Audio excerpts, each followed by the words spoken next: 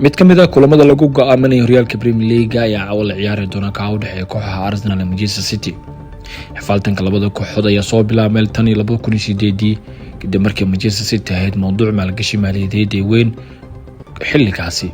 Arsenal waxay ka mid waqtigaasi kooxaha ugu awoodda badan Ingiriiska iyadoo markii ugu dambeysay ku guuleysatay horyaalka ahayd 2003-2004. kulankan maxaa laga diiwaan geliyay rikoorka labada kooxood dhammaan sheekooyinka kulanka caawa ayaan soo qaadan doonaa saaxiibayaal. marka waxaan ka codsanaynaa inaad in badan inoo daabataan koobi linkiga muuqaalkan aad gaarsiisaan saaxiibadiina. ciyaartoy badan ayaa jir labada kooxood u soo wada ciyaar sida Emmanuel Debayer, Sami Nasri xilliga u dhaqaa kooxda Manchester City. soo bariya waqtigaas Arsene Wenger ayaa dhaleecay siyaasadda suuqa iibsiga kooxda Manchester City. 2012 City ayaa qaaday horyaalkeedii ugu horeysay 1968. xilliga kadib City ayaan ku guuleysatay koobab kale halka Arsenal iyadoo ay qaadatay koob ay qayb ka yihiin tartanka FA Cup-ka. labada kooxood waxay kulmeen xilliyo kala duwan.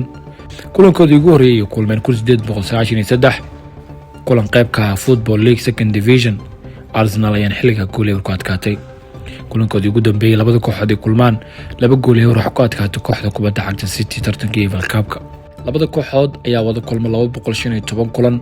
100 kamid waxa adkaatay Arsenal halka 66 jeer adkaatay kooxda Manchester City. 49 barbaray garantaa oo ka dhigan in City laga guul badan yahay isarag labada kooxood. guushii ugu weyneed labada kooxood Arsenal ayaa 5 gool ka adkaatay Manchester City sanadii 2017 Oktoobar. halka guushii ugu weyneed City gaartay Arsenal ka gaartay isla natiijo sidaas 5 gool ayaa looga adkaaday Arsenal 2022 Agoosto. kulankii ugu badnaa gool iska dhaliyay labada kooxood ee ku soo dhamaatay 7 gool iyo 3. City ayaan xilliga looga adkaaday 1956. guushii ugu weyneed Arsenal ka gaartay kooxda City ayaa ahayd 7 gool iyo 3 1956 6 Oktoobar ayuu kulanka dhacay. mar kale ayaa noqon doontaa Mikel Arteta inuu ka hortago macalinkiisii hore caawiyihii uu ahaa Pep Guardiola.